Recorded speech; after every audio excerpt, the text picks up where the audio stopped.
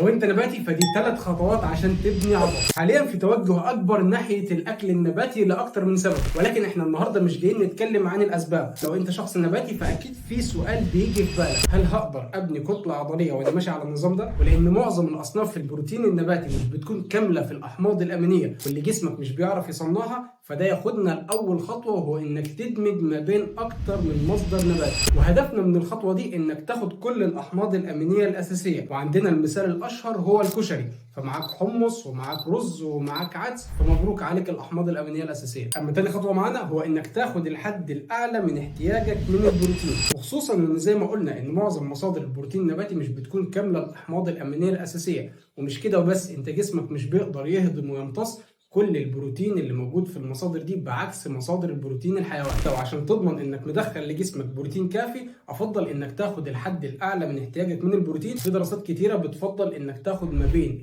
2.2 لاعلى، وفي دراسات كمان بتقول لك انك ممكن تاخد 3 جرام بروتين لكل كيلو من وزن جسمك. ولانك هتاخد الحد الاعلى من احتياجك من البروتين، فصعب انك تقفله من الاكل، فهنا يجي دور المكملات. عشان كده لو مش هتقدر تغطي كل احتياجك من البروتين من الاكل، فهنا تقدر تعتمد على مكمل البروتين اللي بيجي من مصادر نباتيه، او ممكن تعتمد على البي سي دبل اي او الاسينشال امينو اسيد او الاحماض الامينيه الاساسيه. لايك وفولو، نصيحه اكتر.